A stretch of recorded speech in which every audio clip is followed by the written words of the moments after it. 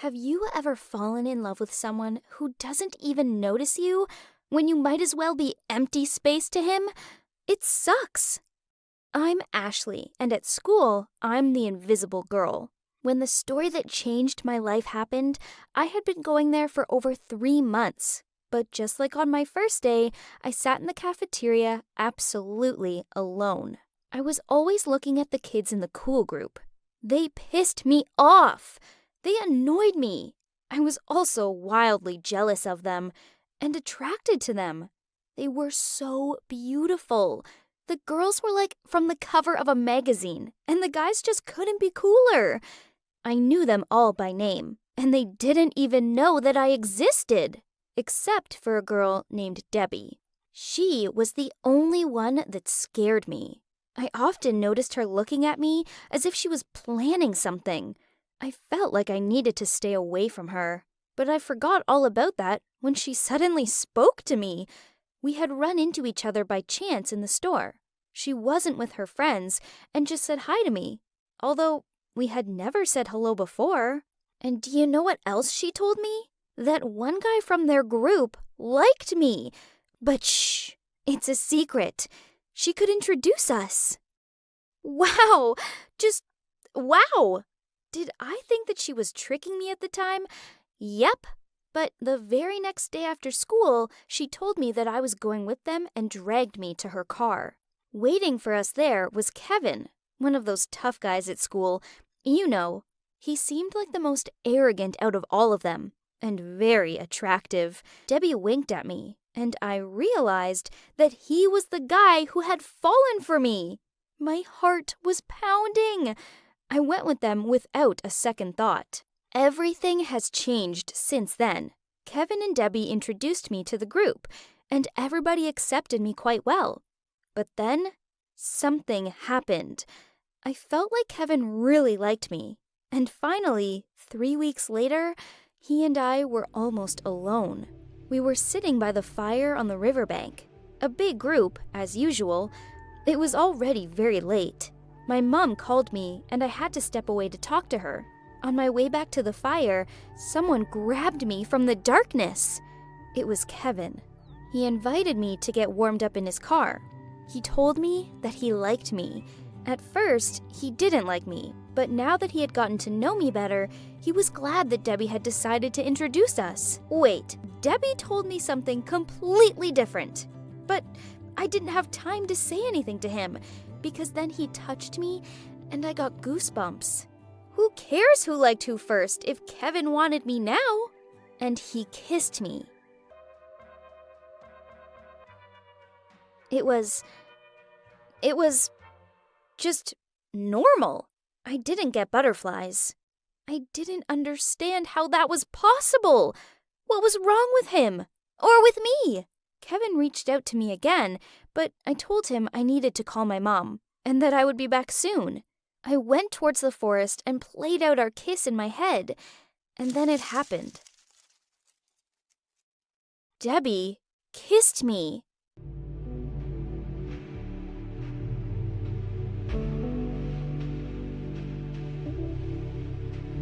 And it was like fireworks. When I got home, my hands were shaking. I didn't understand what that meant. Why didn't I feel anything when I kissed Kevin? And why did I love my kiss with Debbie? Who was I now? Everything got a lot more complicated after that. Kevin thought we were dating. Being the tough guy's girlfriend had always been my dream. Everything would have been so simple and cool if I had wanted to be with him too. But I couldn't get my kiss with Debbie out of my head. She didn't demand that I make a choice. But when we talked about what had happened in the forest, she admitted that she had been crushing on me for a long time. And so she had figured out a way to introduce me to the group so that we could become closer. That, of course, shocked me. I could also tell that she hated seeing me with Kevin. I never thought that I would be struggling to choose between a guy and a girl. I chose Kevin. I didn't know how I felt about Debbie. Plus, she promised that we could still be friends. And then everything got out of control again. Kevin and I were in his car and had started kissing. And everything went wrong again. I suddenly felt such irritation and anger at him that I bit him painfully on the lip. I told him that he couldn't kiss at all, that he didn't feel me at all. And then I started crying. He asked me what was wrong with me. I told him that we couldn't be together. And I left. My card to the club of the most popular kids in school was canceled, and I was alone again. Debbie and I continued texting and talking secretly, and one day we went for a walk together, and I liked it.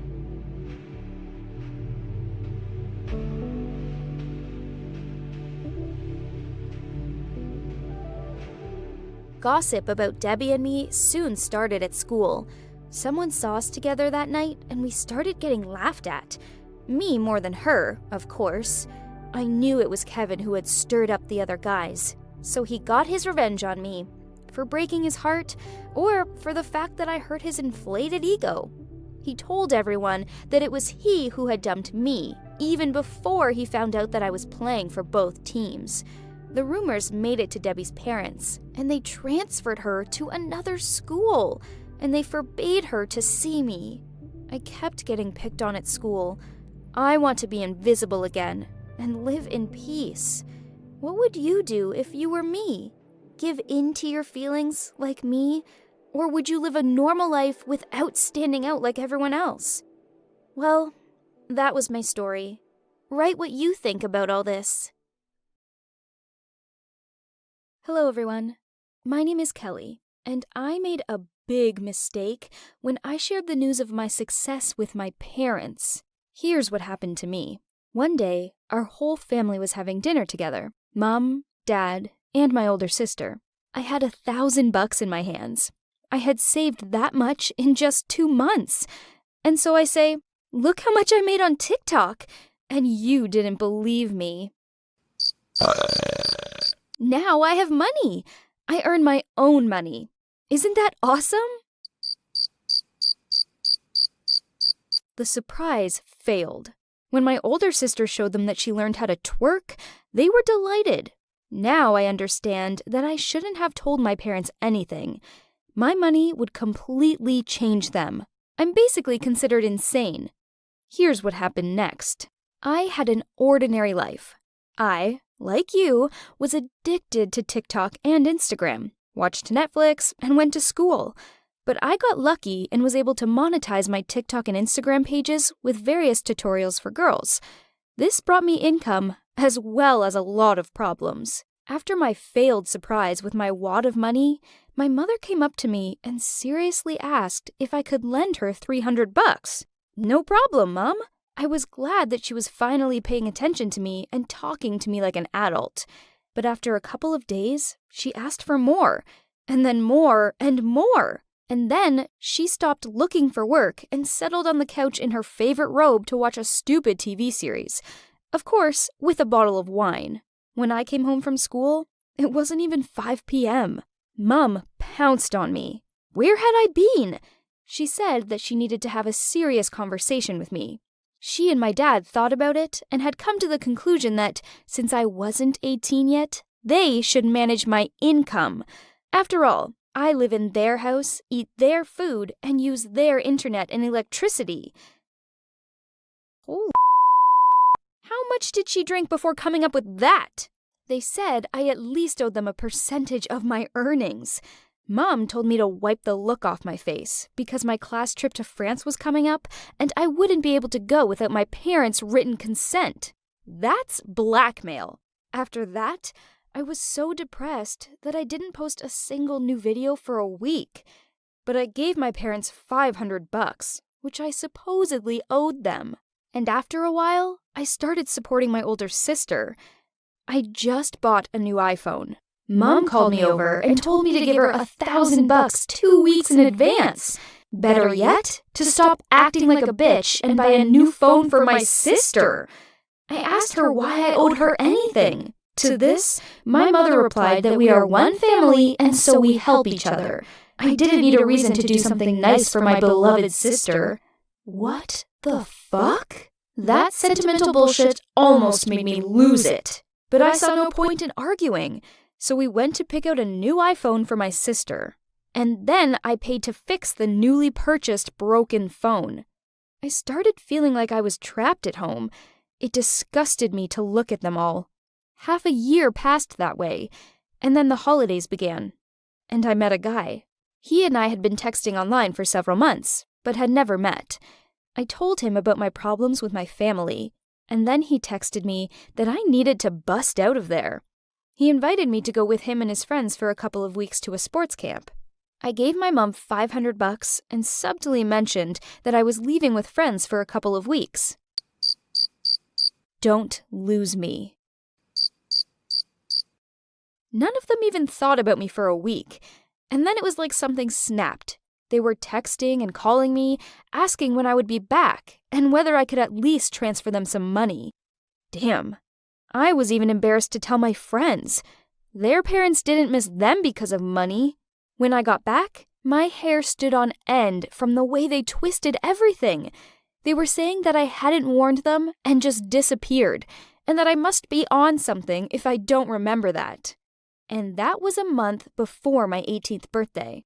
I had to shell out $1,000 to calm them down, and also constantly lie that I love them and would never leave them, that I would live with them after graduation. But then that day came, my 18th birthday. When it was over, I packed up my stuff and walked out of the house. No, I escaped from that nightmare. They were begging me not to leave. They were literally on their knees. Idiots. I told them, sayonara, and we never saw each other again. I have been living on my own for over a year now. I'll be 20 soon. I rarely call my parents because all they do is accuse me of being a bad daughter since I don't want to help my family. And they demand that I send them money because they raised me and all that. But I won't give them another cent. I never want to see them again. I think I'm doing the right thing. What do you think? Well, that's all. Believe in yourself and never try to live for someone else. You will definitely succeed.